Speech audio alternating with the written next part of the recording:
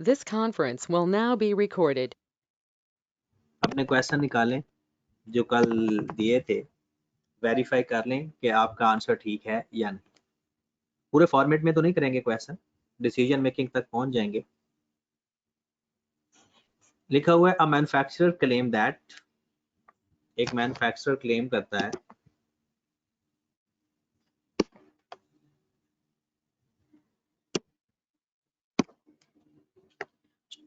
Four 400 students are boys out of 1000 students, यानी 1000 students में से 400 स्टूडेंट्स बॉयज हैं। To test this claim, 200 students are selected and found that 60 students are boys. कहता है कि हमने चेक किया, 200 लड़के सेलेक्ट किए आउट ऑफ 1000, तो उसमें 200 स्टूडेंट सेलेक्ट किए, उसमें से 60 स्टूडेंट्स बॉयज थे। लेवल ऑफ सिग्निफिकेंस 10% है और हमने इस क्लेम को टेस्ट करना है कि क्या वाकई इतने बॉयज थे या नहीं। जो मेरे भाई क्लेम होता है, मतलब जो वो क्लेम करता है उसको हम H0 लिखते हैं। उसने कहा है कि कितने स्टूडेंट्स हैं, 400 स्टूडेंट है आउट ऑफ 1000, तो P हमारे पास आ जाएगा 400 ओवर 1000। ओके की बात। 40% एज 1 हमने लिख दिया, P is not equal to 40%। Alpha हमारे पास 10% है इस पे, और Z हमारे पास है P hat minus P over under root p q over है।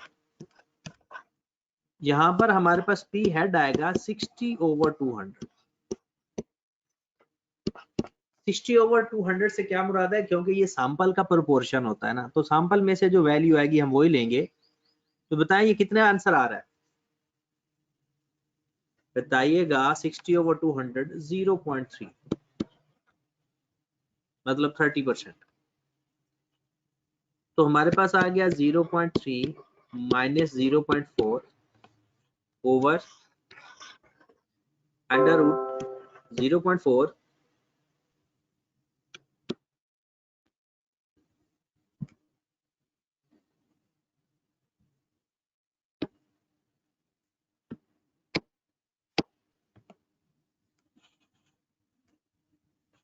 इनटू 0.6 ओवर 200, क्योंकि हमने सैंपल जो सिलेक्ट किया था वो 200 है। तो ये कितना आंसर आया आपका, Z की वैल्यू कितनी आ रही है, Z की वैल्यू काइंडली बता दें, -2.89। क्रिटिकल रीजन हम डायरेक्टिव बना लिया करते हैं अब।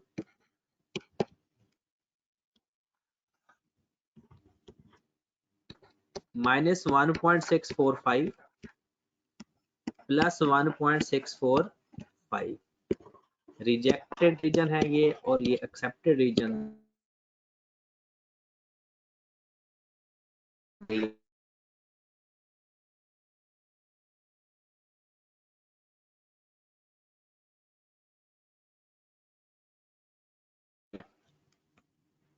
तो हमारी ये वैल्यू इस एरिया में आ रही है, तो हम क्या करेंगे, ओके की बात कर लेंगे। ये आंसर सबका ठीक है। दूसरा क्वेश्चन देखें फिर।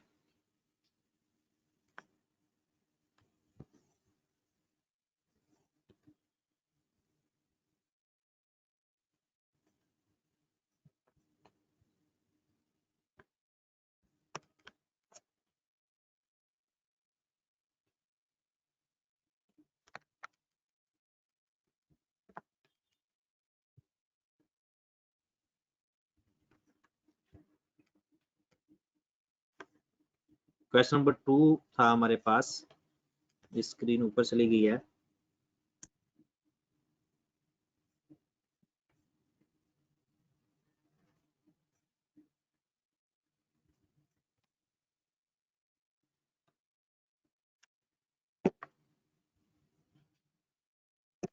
क्वेश्चन नंबर 2 नहीं मिल रहा।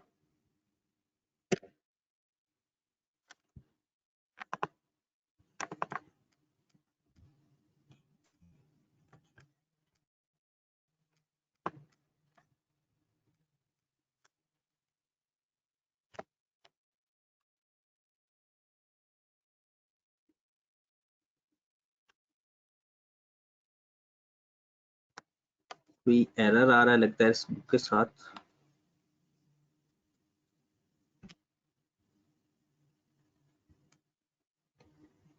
जी शायद यही क्वेश्चन नंबर 1, ये तो कल वाला क्वेश्चन है शायद।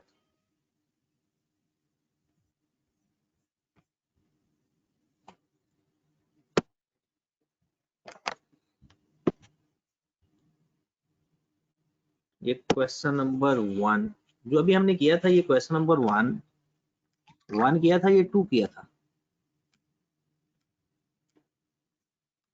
ये क्वेश्चन नंबर 3 था जो किया था हमने।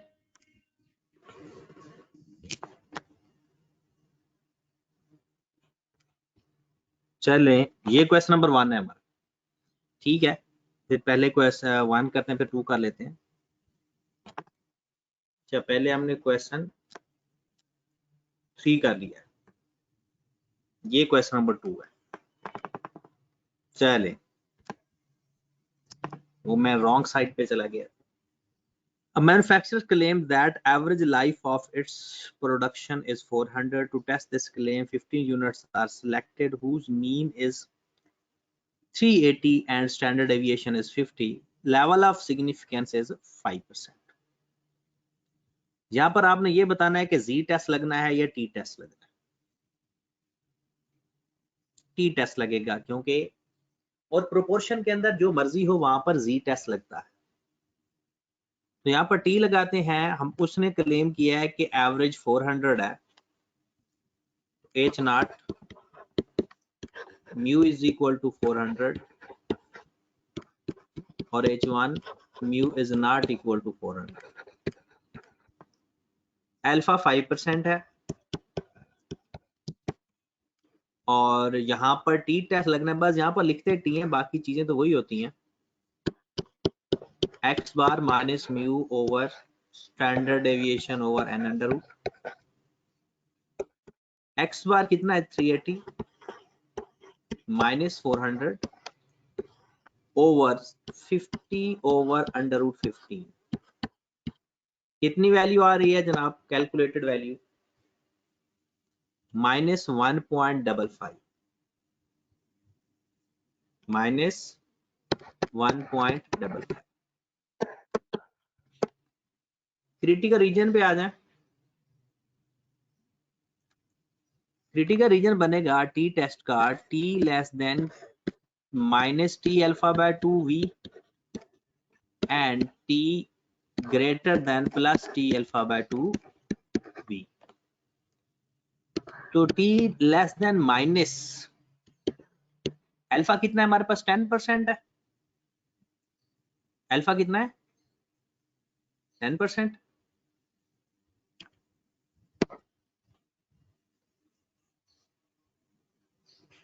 फाइव परसेंट है तो 5% को 2 पर डिवाइड करेंगे तो कितना आ जाएगा? 0.025 और v यहाँ पर 14 और t ग्रेटर देन t 0.025 और 14। हाँ जी टेबल से आपने वैल्यू देखी तो कितनी आई?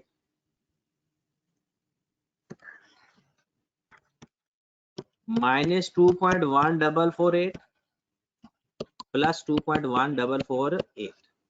ये भी हमारा रिजेक्टेड रीजन हुआ, ये भी रिजेक्टेड, ये दोनों एक्सेप्टेड। तो बताओ जनाब आपकी जो वैल्यू आ रही है वो किस रीजन में फॉल कर रही है? इसमें तो accept H and reject alternative hypothesis. Clear होगी बात? ओके जी आगे चलते हैं।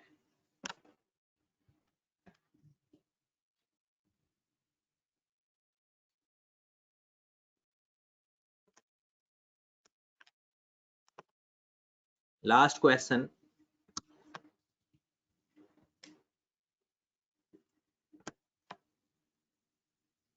a manufacturer claims that average weight of its production is 80 kg और हमने जब यूनिट सेलेक्ट किए तो पता चला कि वो 85 kg है।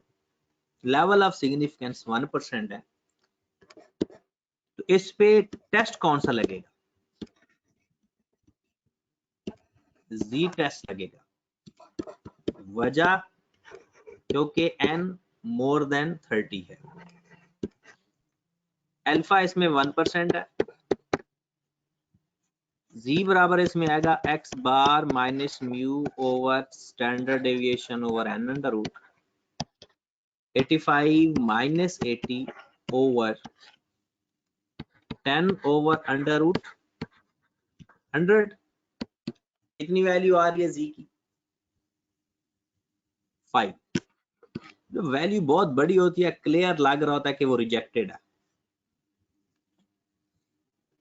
क्रिटिकल रीजन तो इसका पहले से ही पता है, हमें लिखने की जरूरत ही नहीं है।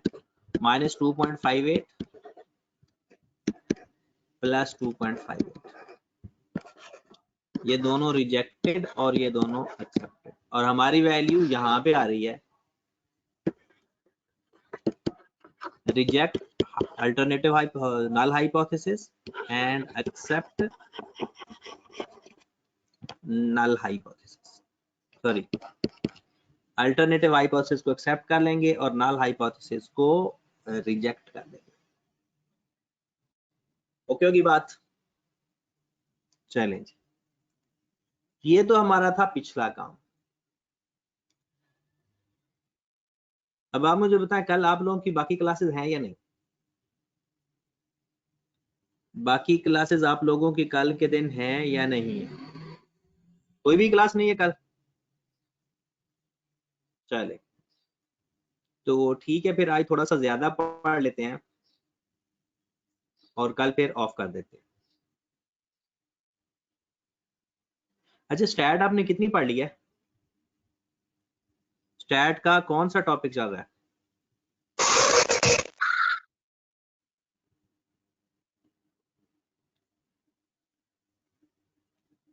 स्टैट का टॉपिक कौन सा चल रहा है, मैंने ये पूछा था।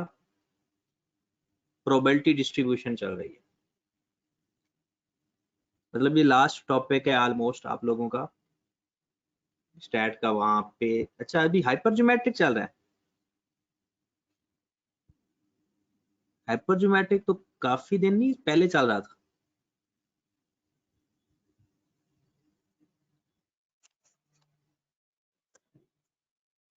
चलें जी, तो हम अभी स्टार्ट करने लगे हैं काय स्क्वायर। ये हमारा सैम्पलिंग टेक्निक का लास्ट कॉन्सेप्ट है, मतलब वो जो सैम्पलिंग टेक्निक ग्रिड के अंदर आता है। वैसे ये टेस्टिंग ऑफ हाइपोथेसिस का टॉपिक है काय स्क्वायर, और आपकी बुक का लास्ट चैप्टर है ये। तो जो स्टैटिस्टिक्स के लास्ट 3 चैप्टर हैं, चैप्टर नंबर 17, 18 और 19, वो हमारे आज इंशाल्लाह कंप्लीट हो जाएंगे। 17 भी हो गया, 18 भी हो गया, और ये अभी हमें 19 लिखा है, जो लिखा हुआ है काय स्क्वायर। ठीक है, तो ये बहुत लेंथी टॉपिक नहीं है, छोटा सा टॉपिक है। इसको डिनोट किया जाता है कुछ इस तरह से,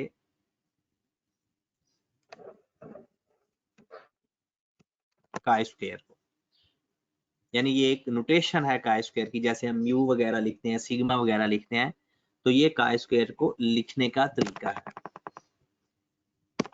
ठीक है मेरे भाई, काय स्क्वायर में कुछ चीजें ऐसी हैं जो थ्योरेटिकल हैं और कुछ चीजें न्यूमेरिकल हैं, राइट? काय स्क्वायर के अंदर होता क्या है? सबसे पहले it is used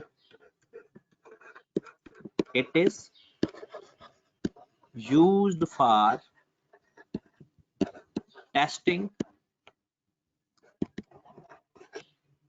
the attributes.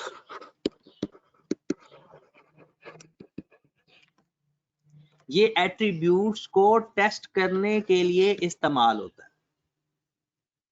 आपको याद होगा जी टेस्ट और टी टेस्ट पॉपुलेशन मीन को टेस्ट करते हैं, जी और टी, और पॉपुलेशन प्रोपोर्शन को सिर्फ जी टेस्ट करता है, और एट्रीब्यूट्स को टेस्ट करने के लिए जो स्टैटिस्टिक यूज होता है that is chi square. Attributes किसे कहते हैं, किसी को है आइडिया? एट्रीब्यूट्स किसे कहते हैं? Attributes, no? अब्दुल रहमान का मैसेज है कैरेक्टरिस्टिक्स। और कोई बताए? Properties, no. मैरीन, और कुछ? एट्रीब्यूट्स कहते हैं स्टैटिस्टिक्स के अंदर क्वालिटेटिव डाटा को, क्वालिटेटिव डाटा को। मतलब पेपर में क्वेश्चन आया हुआ है कि जनाब अगर आपने लेवल ऑफ इंटेलिजेंस को टेस्ट करना है तो कौन सा टेस्ट इस्तेमाल करेंगे, जी टेस्ट या टी टेस्ट या chi square?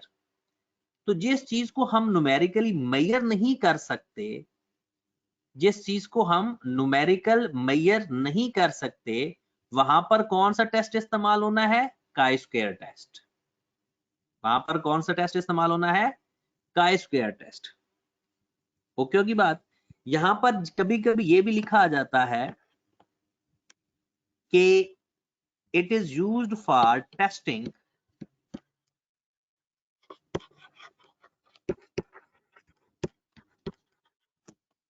The association of attributes. एक ही बात है, एसोसिएशन ऑफ एट्रीब्यूट्स। इसका मतलब क्या है कि एट्रीब्यूट्स एक दूसरे पर कितना डिपेंड करते हैं। कुछ लोग ये कह सकते हैं कि independence of events, independence of events या एट्रीब्यूट्स। इसका मतलब यह है कि दो एट्रीब्यूट्स का आपस में क्या लिंक है, दो एट्रीब्यूट्स का आपस में क्या लिंक है, उनमें एसोसिएशन कितनी है, उसको टेस्ट करने के लिए काई स्क्वायर टेस्ट इस्तेमाल होता है। एक ही बात है, ये दोनों जो मैंने सेंटेंसेस लिखे हैं इन दोनों को आई कैप डिफरेंट तरीकों से इलेबोरेट कर सकता है।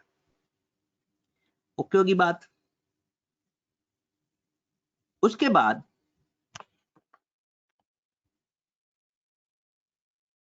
Next, it is used for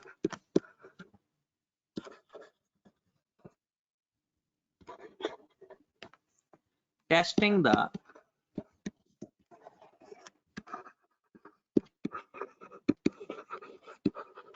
difference between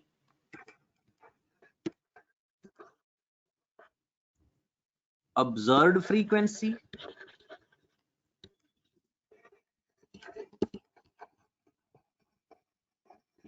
and expected frequency.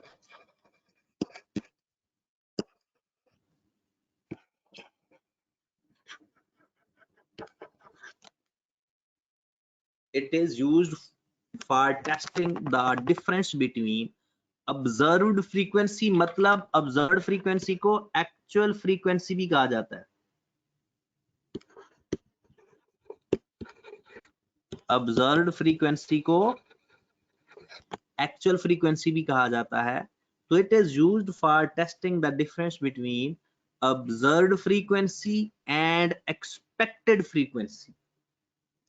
It is used for testing the difference. अब हमने दो चीजें सीख ली।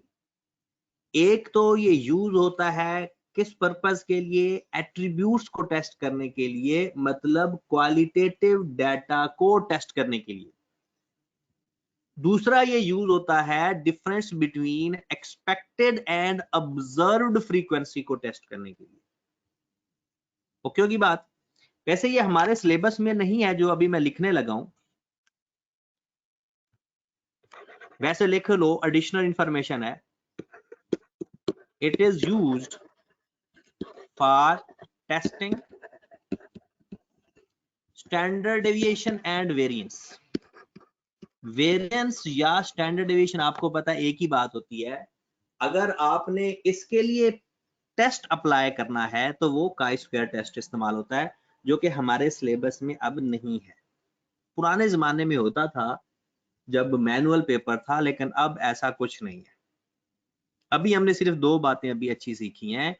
एक बात सीखी है कि ये एट्रीब्यूट्स मतलब क्वालिटेटिव डाटा को टेस्ट करने के लिए इस्तेमाल होता है, और दूसरी हमने चीज सीखी है कि ये दो चीजों के डिफरेंस को टेस्ट करता है। एक टेस्ट इस्तेमाल होता है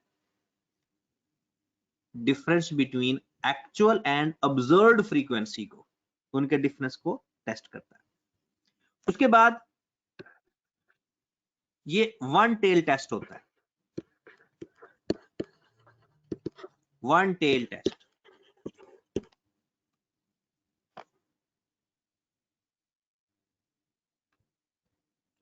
वन टेल टेस्ट का मतलब क्या है कि इसमें ये सिर्फ पॉजिटिवली स्क्यूड होता है, क्योंकि स्क्वायर है ना, ये पॉजिटिवली स्क्यूड होता है। एक शख्स का मैसेज है कि जो ऊपर लिखे है वो बता दे। एक ये डिफरेंस लिखा है मेरे भाई कि ये यूज होता है difference between observed frequency and expected frequency के टेस्ट के लिए, और एक इस्तेमाल होता है एसोसिएशन ऑफ एट्रीब्यूट्स के लिए। उपयोगी बात। वन टेल टेस्ट, और इसकी जो रेंज होती है वो 0 टू प्लस इंफिनिटी तक होती है, मतलब ये नेगेटिव नहीं हो सकती वैल्यू। काई स्क्वायर के अंदर वैल्यू कभी नेगेटिव नहीं हो सकती। काई स्क्वायर की वैल्यू कभी नेगेटिव, ना इसके टेबल की वैल्यू नेगेटिव हो सकती है, ना इसके फार्मूले से वैल्यू नेगेटिव आ सकती है। उपयोगी बात। चलें जी।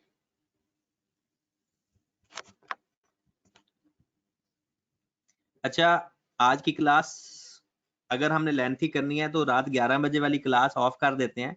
अगर आप चाहते हो कि आज आधी क्लास हो जाए और आधी क्लास 11 बजे हो जाए तो वो भी हो सकता है। प्लान बताओ कि अगर 2 बजे क्लास खत्म करनी है तो फिर अभी कंटिन्यू रखते हैं, और अगर रात 11 बजे की क्लास नहीं लेनी तो फिर अभी नमाज पढ़ लो। तो नमाज के बाद फिर अभी आप नमाज पढ़ लो, 15 मिनट की ब्रेक है आपको। ठीक है, आप नमाज पढ़ के आ जाओ, क्योंकि 1:30 होने वाले हैं, आपकी भी सुबह से क्लासेस हैं। आप नमाज पढ़ लो, नमाज के बाद फिर कंटिन्यू करते हैं। ठीक है,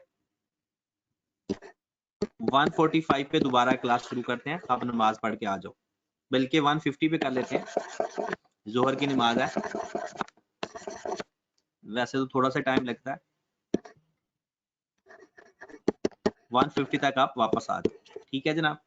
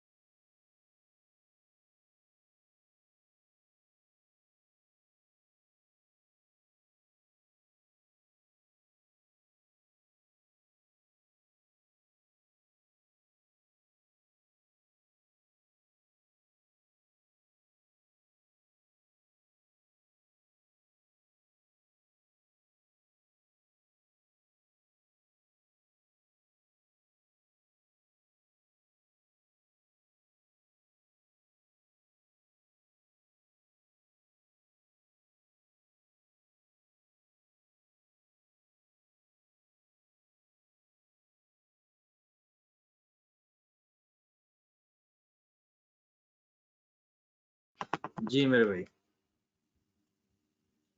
करें स्टार्ट?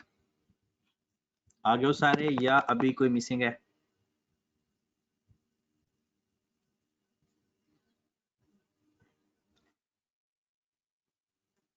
चलिए जी करते हैं स्टार्ट। फिर हमने काई स्क्वायर स्टार्ट किया है। अब पेपर में कभी कभी काई स्क्वायर की दो टाइप्स को अलग अलग वो कह देता है। इसके वो कहते हैं टू टाइप्स हैं काई स्क्वायर। एक टाइप को वो कह देता है the goodness of fit test,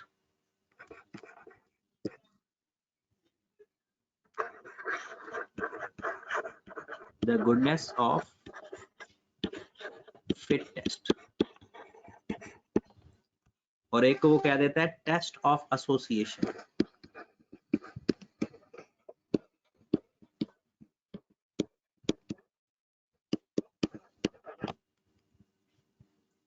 अगर आपने अभी पहले वाला जो हमने पॉइंट्स लिखे हैं अगर वो आपने पढ़े हैं तो उसमें आपने देखा होगा कि काई स्क्वायर को दो जगह, वैसे तो तीन जगह है, स्टैंडर्ड डेविएशन और वेरिएंस का टेस्ट हमारे सिलेबस में नहीं है।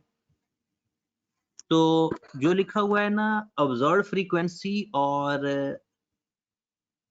एक्चुअल एक्सपेक्टेड फ्रीक्वेंसी का जो डिफरेंस है, उसका जो कंपैरिजन है, वो टेस्ट हो तो उसे हम कहते हैं गुडनेस ऑफ फिट टेस्ट। और अगर एट्रीब्यूट्स का टेस्ट हो उसको हम कहते हैं टेस्ट ऑफ एसोसिएशन। मतलब ये यूज होता है comparison, comparing the actual frequency जिसे हम ऑब्जर्व्ड फ्रीक्वेंसी कहते हैं, observed frequency and expected frequency, या सैंपल बेस भी कह सकते हैं उसको। और ये किसके लिए होता है?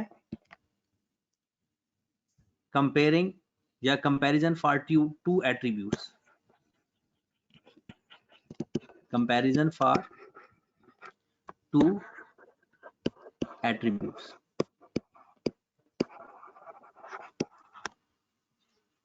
अगर मैं कहूं कि टेस्ट ऑफ इंटेलिजेंस, पेपर में ज्यादातर यही है, तो वो किस में आएगा? गुडनेस ऑफ फिट टेस्ट में आएगा या टेस्ट ऑफ एसोसिएशन में आएगा? काई स्क्वायर में तो वो है, काई स्क्वायर के तो वो अंदर आता ही आता है, लेकिन अगर हम फर्दर टाइप्स में उसको कैटेगराइज करें तो वो किस में आना चाहिए? गुडनेस ऑफ फिट टेस्ट में होता है दो फ्रीक्वेंसी का डिफरेंस, और जो एट्रीब्यूट्स को टेस्ट करता है वो आता है टेस्ट ऑफ एसोसिएशन के अंदर। ठीक है, तो ये कभी कभी पेपर में वो एक डिफरेंस दे देता है। अगर वो काई स्क्वायर से आगे टाइप्स में जाएगा तो हमें पता चल जाएगा। तो क्योंकि बात, उसके बाद हम पढ़ेंगे एक कंटिंजेंसी टेबल।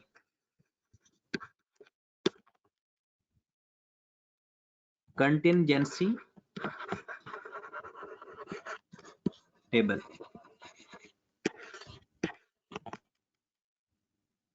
होता क्या है कि एक टेबल होता है। सपोज मैं कहता हूं कि कुछ इस तरह से एक टेबल बना लेते हैं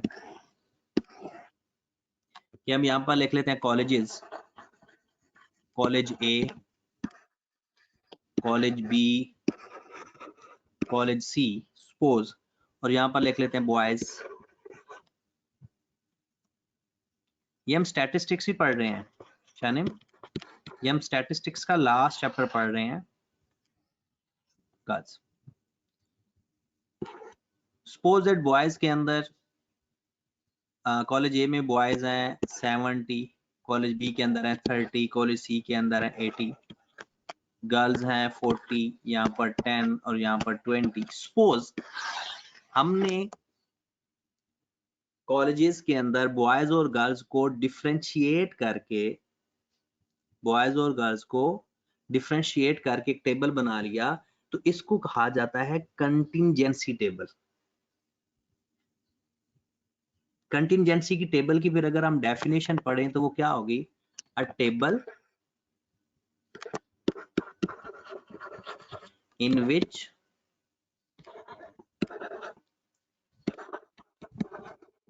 attributes are classified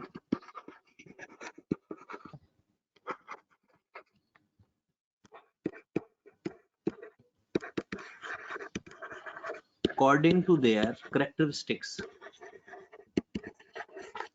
According to their characteristics. कि अगर आप एट्रीब्यूट्स को एलोकेट कर दें, जैसे हमने कहा सर कॉलेजेस के बॉयज और गर्ल्स को एलोकेट कर दिया, अलग अलग कर दिया, इसी तरह बाकी एट्रीब्यूट्स को भी अगर इसी टेबल में एलोकेट कर दिया जाएगा तो हम उसको बोलेंगे कंटिंजेंसी टेबल। और most of the cases contingency table question के अंदर गिवन होता है। क्योंकि बात most of the cases contingency table given होता है। ये कंटिजेंसी, इसको आपको कॉपी करने की जरूरत नहीं है, ये तो जस्ट ऐसा मैंने हिंट के तौर पर लिखा है कि इस तरह का टेबल होगा। अब हम आते हैं पहले काई स्क्वायर के फार्मूले पे, ठीक है। काई स्क्वायर के फार्मूले के बाद फिर हम इसके क्वेश्चन करेंगे। काई स्क्वायर का फार्मूला होता है ओ माइनस ई का स्क्वायर ओवर ई, फिर इस पूरे का सम लिया जाता है। ओ माइनस ई का स्क्वायर ओवर ई, ओ माइनस ई का स्क्वायर ओवर ई। ओके की बात। अब ओ क्या है? ओ को कहा जाता है ऑब्जर्व्ड फ्रीक्वेंसी,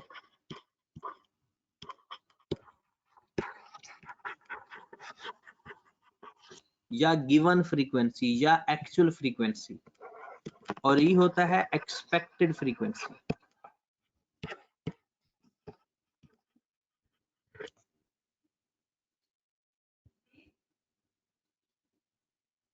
ओ क्या होता है? Observed frequency. ओ क्या होता है? Observed frequency. और ई क्या होता है? Expected frequency. ओके की बात। अब हम एक टेस्टिंग प्रोसीजर भी पढ़ लेते हैं और साथ ये काई स्क्वायर की वैल्यू, जैसे हम जी की वैल्यू फाइंड करते थे, यहां पर हम काई स्क्वायर की वैल्यू फाइंड किया करेंगे। तो पहले एक क्वेश्चन में मैं आपको सिखा देता हूं कि सपोज दैट हमारे पास कुछ एलिमेंट्स हैं, जैसे कंटिंजेंसी टेबल है।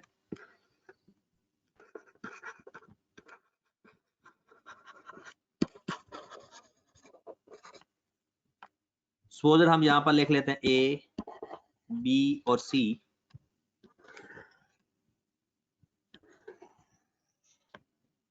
और यहां पर लिख लेते हैं alpha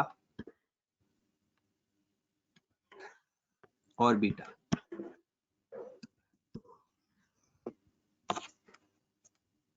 okay, suppose that alpha की वैल्यू है 20 ए में, यहाँ पर 60, यहाँ पर 40, यहाँ पर हम कर लेते हैं 30, यहाँ पर कर लेते हैं 70, यहाँ पर कर लेते हैं 50। ये क्वेश्चन के अंदर आपको गिवन होगा इस तरह का। ये है कंटिंजेंसी टेबल कि आपकी वैल्यूज एलोकेट हुई हुई है, और ये जितनी भी वैल्यूज गिवन है ये ओ है, ऑब्जर्व्ड फ्रीक्वेंसी। सबसे पहला काम हमने क्या करना है, इसका टोटल फाइंड करना है। सबसे पहला काम रोज का भी टोटल फाइंड करना है आप लोगों ने, और कॉलम का भी टोटल फाइंड करना है। पहली रो का टोटल अगर फाइंड करोगे तो आ रहा है 120, दूसरे का आ रहा है 150। कॉलम वाइज टोटल कर लो, 50, 130 और 90। अब रोज और कॉलम का टोटल करोगे तो बराबर आना चाहिए, तो कितना आ रहा है? 270। दोनों साइड का टोटल 270 आना चाहिए। 270 आ रहा है ना। अब हमारे पास फार्मूला है, बहुत ही आसान सा फार्मूला है, chi square is equal to O minus E का स्क्वायर ओवर ई, फिर इसका लेना है हमने सम।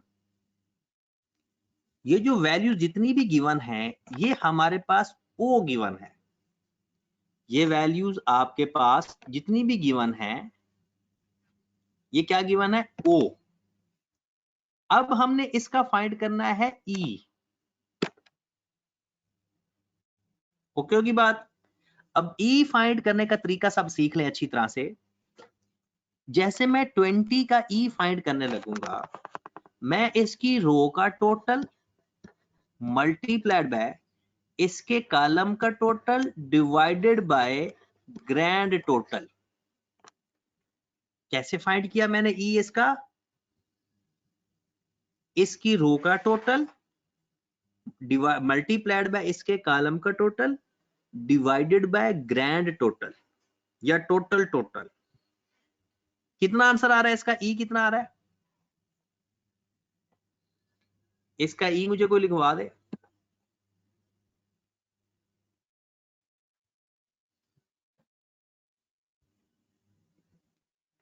कैलकुलेटर नहीं है आपके पास, 120 मल्टीप्लाइड बाय 50 डिवाइड बाय 270, ई कितना आ गया 22.22, तो मैं 22 ही लिख देता हूं। फिर मुझे बताया 60 का ई, 60 का ई कैसे फाइंड करेंगे, 120 मल्टीप्लाइड बाय 130 डिवाइडेड बाय 270। जी मुझे कोई इसका ई बता दे।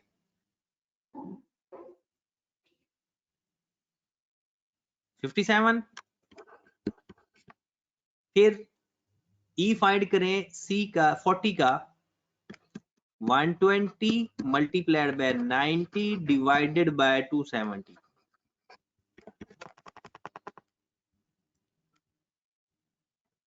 फोर्टी का 40 आ रहा है। अब आ जाए 30 का ई फाइंड करें। 30, 70 और 50 का ई आपने फाइंड करके देना है। 30 का, 70 का और 50 का। मैं यहां पर बताते जाओ, मैं लिखता जाऊंगा। 30 का ई कितना आ रहा है,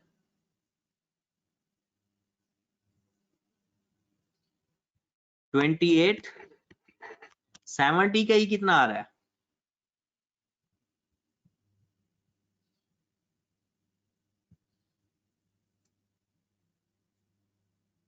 70 का ई 72 और 50 का ई कितना आ रहा है,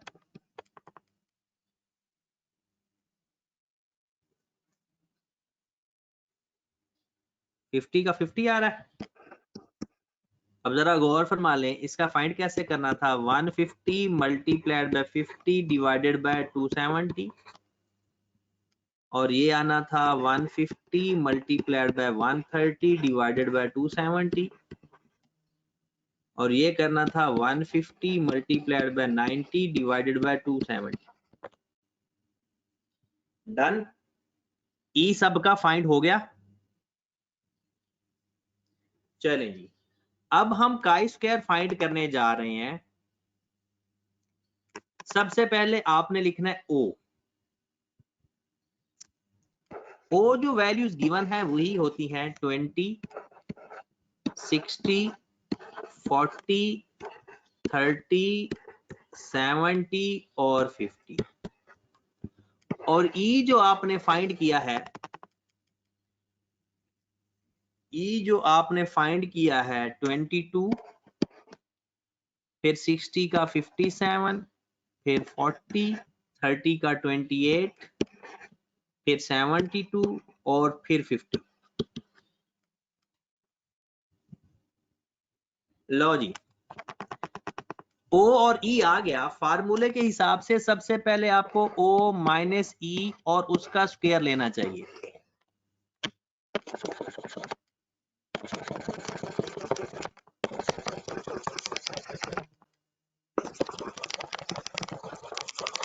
हाँ जी,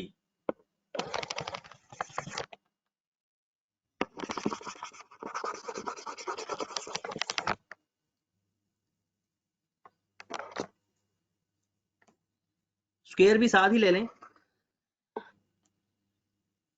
तो 2 और 20 का डिफरेंस लिया तो और उसका स्क्वायर लिया 4 और इसका स्क्वायर लिया 9, इसका 0, इसका 4, इसका भी 4 और इसका 0। फिर आपने करना है o माइनस ई का जो स्क्वायर है उसको e पे डिवाइड कर देना है। जी जनाब, 4 को 22 पे डिवाइड करें, 4 को 22 पे डिवाइड करें, कितना आ रहा है? आज आप ढीले ढीले लग रहे हो। 0.18। 9 को 57 पे डिवाइड करें, 9 को 57 पे डिवाइड करें, 0.15। 0 को 40 पे डिवाइड करेंगे 0 आ जाएगा। 4 को 28 पे डिवाइड करो, 4 को 28 पे डिवाइड करो, 0.14। फिर 4 को 72 पे डिवाइड करो, 0.05 और 0 को 50 पे डिवाइड किया 0 आ गया। अब इसका जो सम कर लेंगे वो हमारे पास आ जाएगा काई स्क्वायर। करो जरा इसका सम, इसका सम करो जरा। 0.18, 0.15 प्लस 0 प्लस 0.052। लो जी, हमारे पास काई स्क्वायर की वैल्यू आ गई 0.5। पेपर में कभी कभी काई स्क्वायर की वैल्यू फाइंड करनी आ जाती है। पेपर में कभी कभी टेस्टिंग प्रोसीजर वो नहीं पूछता, सिर्फ काई स्क्वायर की वैल्यू हमसे फाइंड करवा लेता है। तो आप बताएं, आप सबको काई स्क्वायर की वैल्यू फाइंड करनी आ जाएगी? ओ आपको गिवन होगा, ई आपने फाइंड करना होगा और फिर फार्मूले से क्वेश्चन सॉल्व करना होगा। जी जनाब, यहां तक सबको ओके है? उसके बाद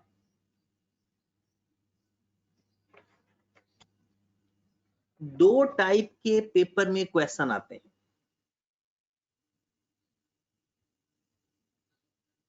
एक वो सिंपल आपको कंटिजेंसी टेबल दे देता है और कहता है कि जनाब आप ना इससे फाइंड करो कि एट्रीब्यूट्स इंडिपेंडेंट हैं या नहीं है। एक और दूसरा सवाल वो हमसे सिंपल पूछ लेता है और इसका थ्योरेटिकल क्वेश्चन में क्या क्या पेपर में आता है कि वो यही पूछता है कि बताओ ये चीज इंटेलिजेंस लेवल किस में टेस्ट होता है, या ये पॉजिटिवली स्क्यूड है या नेगेटिवली स्क्यूड है, इसकी रेंज क्या है, ये आ सकते हैं। अभी मैं एक सवाल लिखने लगा हूं। टोटल मैंने आपको इसके 2 क्वेश्चन करवाने हैं और वो 2 क्वेश्चन आपने वैल्यूज चेंज कर करके या उसी क्वेश्चन को ही बार बार रिपीट कर लेना है, क्योंकि आपने टेस्ट की तैयारी के लिए आपके पास काफी सारे दिन हैं। मैं आपको रोजाना रिमाइंडर दिलाता रहूंगा। ईद के दिन और ईद के अगले दिन आप 2 दिन ऑफ कर लीजिएगा, क्योंकि अगर जुम्मे वाले दिन भी ईद बनती है तो हफ्ते वाले दिन ऑफ कर लीजिएगा, जुम्मा और हफ्ता। कल का दिन भी आप अपनी तैयारी पे मसरूफ रखिएगा और संडे का दिन भी। टेस्ट हमारा ट्यूसडे को ही होगा, ठीक है? तो अगर दिन ज्यादा है तो मैं टेस्ट बनाने पे टाइम लगाऊंगा और आपने उसकी तैयारी करने पे टाइम लगाना है, ठीक है? और मंडे वाले दिन इंशाल्लाह हम नया टॉपिक स्टार्ट कर देंगे। यानी आप लोगों ने खुद ही कहा था कि पहले आपको रेग्रेशन करवाया जाए, तो मैं रेग्रेशन वाला टॉपिक स्टार्ट करवाऊंगा एक क्लास में और एक क्लास में फाइनेंस का टॉपिक स्टार्ट करवाऊंगा। तो इंशाल्लाह हमारी यही कोशिश होगी कि मई के अंदर हमारा काम कंप्लीट हो जाए, और अगर नहीं भी होता तो जून के फर्स्ट वीक के अंदर हम अपना सिलेबस सारा एक दफा कंप्लीट कर लेंगे इंशाल्लाह, ठीक है? और फिर उसके बाद आपके डेली बेस पे टेस्ट होंगे और असाइनमेंट्स होगी। मैं डेली बेस पे आपको टेस्ट दिया करूंगा टॉपिक वाइज और आपने उसको मुझे सॉल्व करके देना होगा। डेली बेस पे उस टेस्ट की फिर डिस्कशन भी हुआ करेगी, ठीक है? तो चलें जनाब, बिस्मिल्लाह करते हैं। क्वेश्चन लिखें जरा कि आपके पास सपोज दैट एक चॉइसेस ऑफ कार्स के बारे में बताया गया है।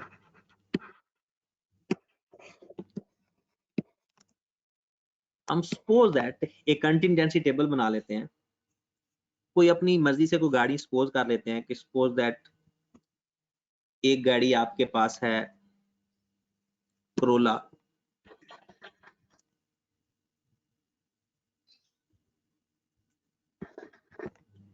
एक गाड़ी आप कर लो होंडा, होंडा की कोई भी गाड़ी कर लो, और एक गाड़ी कर लो सुजुकी। ठीक है, अयाज पूछ रहा है टेस्ट कैसे सबमिट करवाना है। अयाज भाई गूगल क्लासरूम पे टेस्ट करवाना है, उसका कोड आपके ग्रुप में है या दोबारा कोई बंदा शेयर कर देगा। गूगल क्लासरूम में आपने सबमिट करवाना होता है टेस्ट। क्रोला, उसके बाद जनाब हमारे पास मेल और फीमेल्स हैं। क्रोला जो मेल को पसंद है वो सपोज दैट 70 है, होंडा जो मेल को पसंद है सपोज दैट वो 90 है, और सुजुकी जो पसंद है वो सपोज दैट 100। आपको पता है सुजुकी इसलिए पसंद होगी क्योंकि ये इकोनॉमिकल होती है एज कम्पेयर टू अदर, और सुजुकी में भी सबसे ज्यादा मेहरान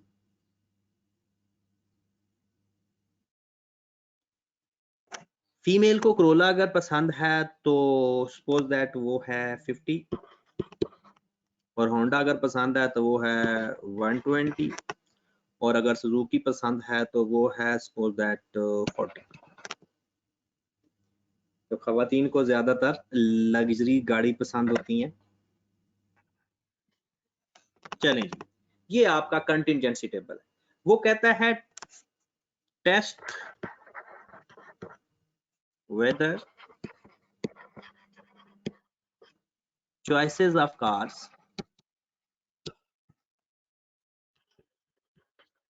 are independent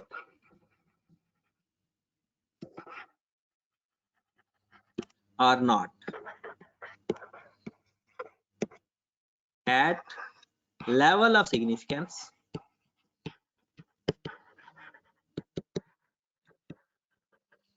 is 5%। तो मैंने ये क्वेश्चन भी आपको करवाना है, और क्वेश्चन करवाने के साथ साथ आपको टेस्टिंग प्रोसीजर भी बताना।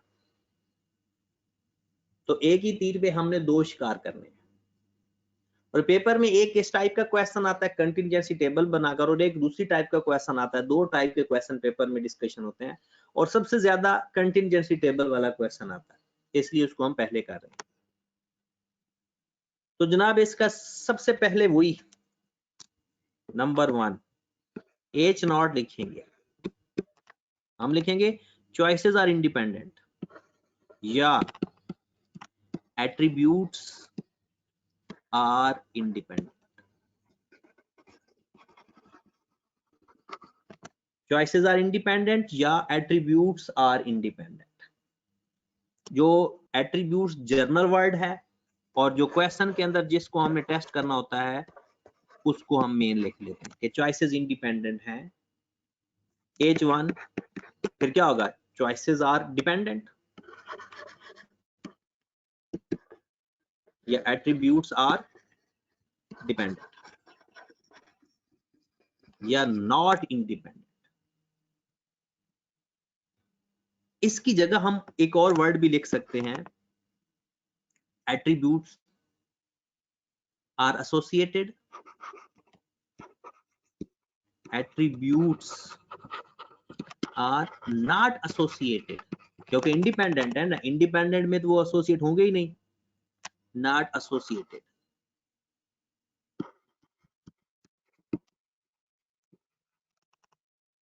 और दूसरे में लिखेंगे एट्रीब्यूट्स आर एसोसिएटेड।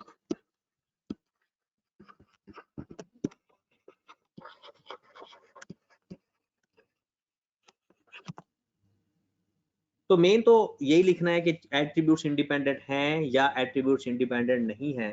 और आपने हमेशा यही लिखना है कि एट्रीब्यूट्स आर इंडिपेंडेंट लिखना है H0 में, और H1 में लिखना है एट्रीब्यूट्स आर डिपेंडेंट। दूसरा केस अल्फा 5% है। थर्ड नंबर पे काई स्क्वायर का फार्मूला, ओ माइनस ई का स्क्वायर ओवर ई होल का सम। अब आपके पास कंटिजेंसी टेबल गिवन है, आप लोगों ने मुझे काई स्क्वायर की वैल्यू फाइंड करके बतानी है। जल्दी करें, आपके पास 5 मिनट का टाइम है और राउंड ऑफ करना है आपने अप टू 1 डिजिट। सबने राउंड ऑफ कहां तक करना है? पॉइंट के बाद 1 डिजिट सबका, इससे ज्यादा नहीं, ताकि आंसर में सबका एक जैसा आंसर आए। तो स्टार्ट करें काई स्क्वायर की वैल्यू फाइंड करना। टाइम है आपके पास 5 मिनट, उससे ऊपर नहीं टाइम मिलेगा।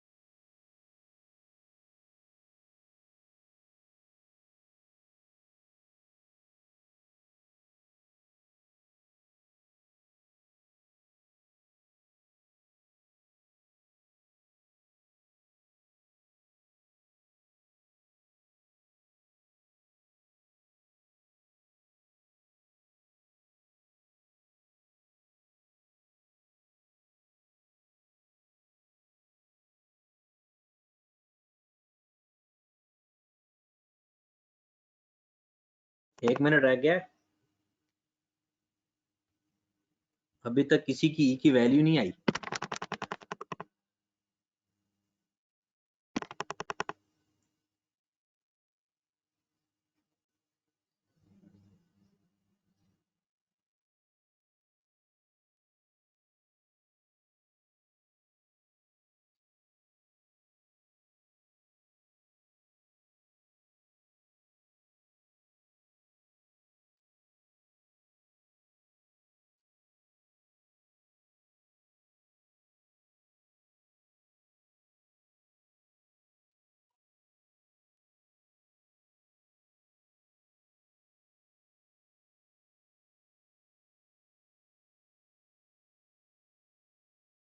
हाँ जी, रिमशा का आंसर आ गया 101।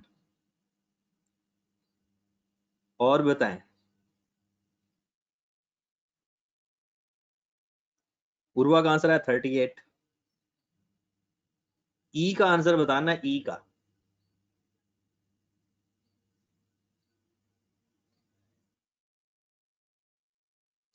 अभी तक 2 लोगों का आंसर आया है।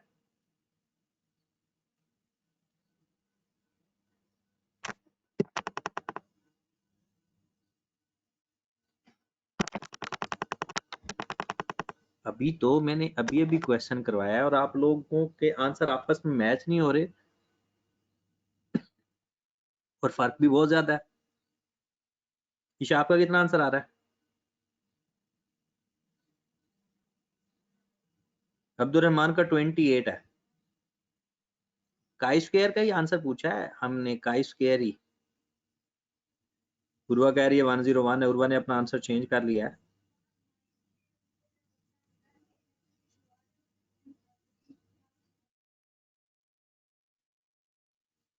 नेक्स्ट, किसी का आंसर नहीं आ रहा?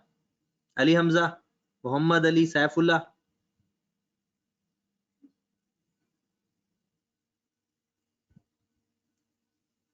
महरीन, किधर हो बेटा? आंसर बताओ।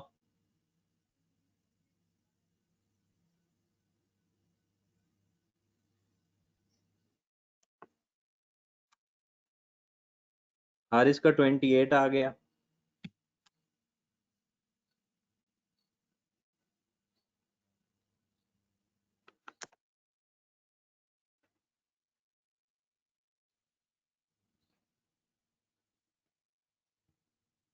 जी, बाकी लोग किधर हैं?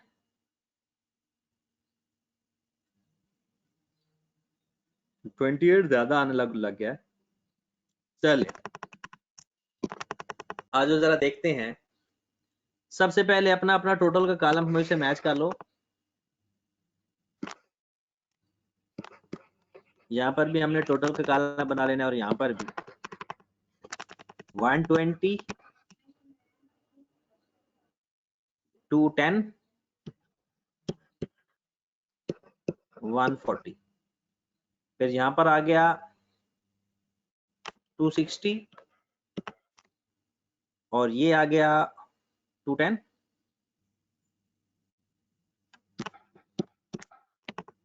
और टोटल कितना आ गया 470। देखिए यहाँ तक ठीक है सबका। अब सबका हमने ई फाइंड करना है। 260 रो का तो 260 मल्टीप्लाइड बाय 120 डिवाइडेड बाय 470, ये कितना आंसर आ गया जनाब? 28.29, 66.38, तो 66.4 लिखेंगे। मैंने कहा था कि पॉइंट के बाद 1 डेसिमल डिजिट तक हम लिखेंगे। पेपर में तो वो लिखेंगे ना 2 3 जितने भी नीचे आंसर में लिखे होंगे, आंसर्स अगर पॉइंट के बाद 2 डिजिट है तो हम भी 2 डिजिट लिख लेंगे, 3 डिजिट है तो हम भी 3 डिजिट लिख लेंगे, लेकिन अभी हमने सिर्फ 1 डिजिट लिखना है। नेक्स्ट है मेरे भाई 260 मल्टीप्लाइड बाय 210 डिवाइडेड बाय 470। लो जनाब, इसका आंसर बताओ।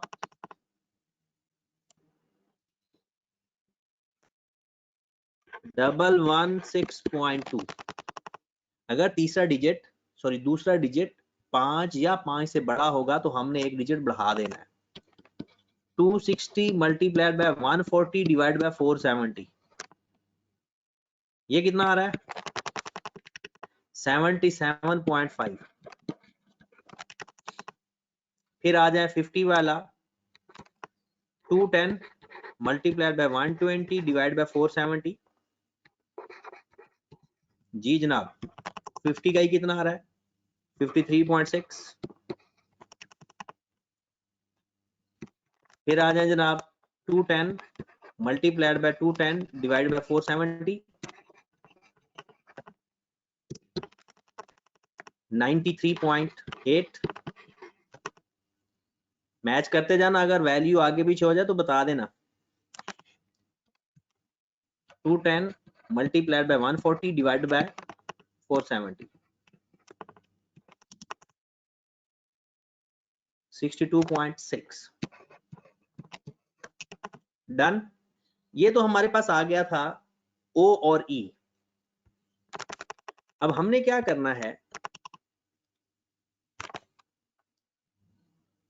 O पहले लिख लेना है, 70, 90, 100, 50, 120 और 40।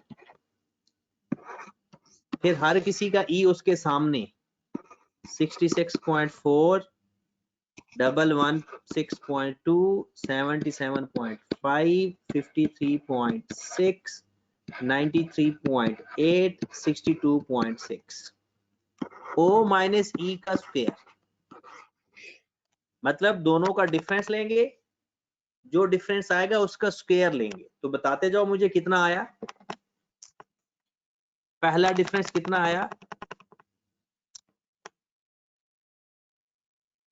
डिफरेंस लेकर स्क्वायर भी बताना है। किधर चले जाते हो, आपने तो क्वेश्चन किया हुआ है, आप तो डायरेक्ट बता सकते हो। 13 पूरा या 12.96 है, 13 पॉइंट सही है, 13.0 आ गया। नेक्स्ट बताएं, दोनों का डिफरेंस लेकर उसका स्क्वायर भी लेना है। 686.4। नेक्स्ट 100 और 77 का डिफरेंस,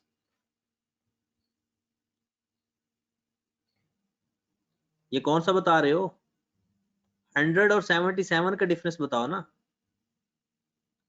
और उसका स्क्वायर भी लेना है। 508.5, 50 और 53.6 का डिफरेंस 13.1, और 120 और 93 का डिफरेंस 120 और 93 और उसका स्क्वायर भी लो 686.4, और 40 और 62 का डिफरेंस 506। चलें, थोड़ा बहुत ऊपर नीचे सबका ही हो सकता है। O माइनस E, इसके स्क्वायर को E पर डिवाइड करते जाओ। 13 को डिवाइड करो 66.4 पे, 13 डिवाइड बाय 66.4, 0.2, पॉइंट के बाद 8 डिजिट लेकर चलते हैं। अब डिवाइड करो जनाब 666.4 को 116.2 पे,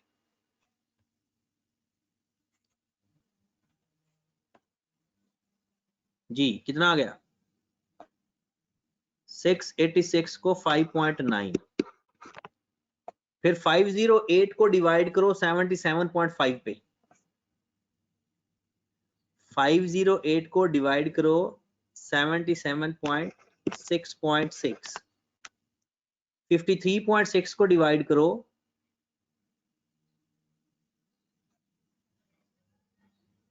0.3, फिर 686 को डिवाइड करो 93.8 पे 7.3, और 506 को डिवाइड कर दो 62 पे, 506 को 62 पे 8.1। पॉइंट की ये मैंने 1 डिजिट के बाद राउंड ऑफ किया है। अब इन सब को ऐड कर दो तो आपके पास काई स्क्वायर की वैल्यू आ जाएगी। कितनी वैल्यू आ रही है, 28 पॉइंट समथिंग, 28.2 आ रही है या 3 आ रही है। चलें, हमारे पास काई स्क्वायर की वैल्यू आ गई 28.3। चौथे नंबर पे क्रिटिकल रीजन है, ये आप सीखिएगा क्योंकि ये क्रिटिकल रीजन बाकियों से डिफरेंट है, क्योंकि ये वन टेल है। इसका लिखने का तरीका देख लें, काई square greater than chi square alpha v, इसके अल्फा को 2 पे डिवाइड नहीं करते, और इसका जो v है, एक तो v बराबर होता है ना n-1 और एक v बराबर होता है r-1 और c-1, रो -1 और कॉलम -1, रोज -1 और कॉलम -1। ओके होगी बात। अब जरा v तो हमारे पास आ गया, रोज कितनी है टोटल 2 और कॉलम टोटल कितने हैं 3, तो v हमारे पास 2 आ गया। रोज टोटल कितनी है 2 और कॉलम टोटल कितने हैं 3। ओके होगी बात। चलें जी,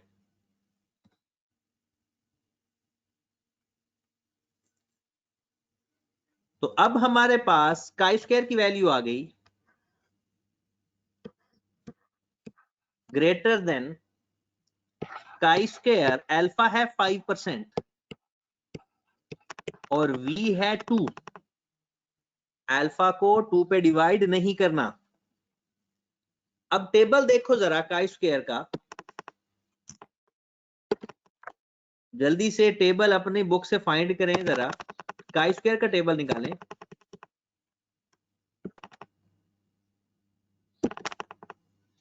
जल्दी से काई स्क्वायर का टेबल निकालें। पेज क्या था 459 था शायद।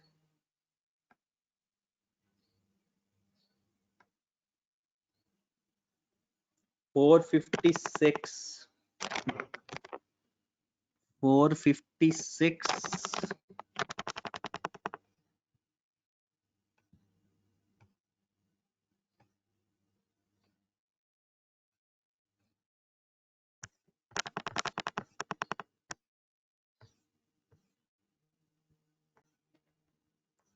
ये नॉर्मल डिस्ट्रीब्यूशन का जी का टेबल है, ये टी का टेबल है और ये काई स्क्वायर का टेबल है। काई स्क्वायर टेबल में हमारा 5% है, ये है 0.05 और ये है डिग्री ऑफ फ्रीडम 2 और ये वैल्यू हमारी है 5.991। 5.991। चलें जी, काई स्क्वायर ग्रेटर देन 5.991 और इसकी लाइन कैसे बनाएंगे, ये 0, ये 5.991, ये एक्सेप्टेड रीजन और ये रिजेक्टेड रीजन। इसके दो ही रीजन होते हैं, एक एक्सेप्टेड और एक, उधर 4 होते थे, यहां पर सिर्फ 2, एक एक्सेप्टेड रीजन और एक रिजेक्टेड रीजन। टेबल में देखें, पहले तो आपने ये लिखना है ना, ये फॉर्मेट है काई स्क्वायर का क्रिटिकल रीजन का, ये ठीक है। इसमें हमने लिख दिया chi square greater than chi square alpha v. Alpha b question के अंदर गिवन होगा। वी कैसे फाइंड करेंगे, ये वी के मैंने 2 फॉर्मेट लिख दिए हैं, एक तो होता था ना n-1 और एक होता है अगर कंटिंजेंसी टेबल के केस में r-1 और c-1। कंटिंजेंसी के टेबल के केस में r-1 और c-1। ओके होगी बात। चलें जी, अब हमने क्या किया, यहां पर हमारी जो वैल्यू आ रही है वो कितनी आ रही थी 28.3, रिजेक्ट H0 और एक्सेप्ट H1। तो आप मुझे बताएं एट्रीब्यूट्स इंडिपेंडेंट हैं या नहीं, एट्रीब्यूट्स इंडिपेंडेंट है या नहीं, जल्दी बताओ। क्योंकि H0 को तो हमने रिजेक्ट कर दिया है, तो attributes are not independent. Attributes are not independent. Okay होगी बात? चलें जी, अब एक क्वेश्चन लिखें जरा।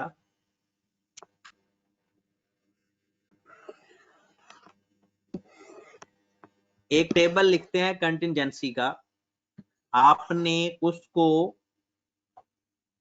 1% लेवल ऑफ सिग्निफिकेंस पे उसकी इंडिपेंडेंस चेक करनी है। 1% लेवल ऑफ सिग्निफिकेंस पे, गाड़ियों का नाम ही लिख लो चाहे, GLI, सिटी, मेहरान।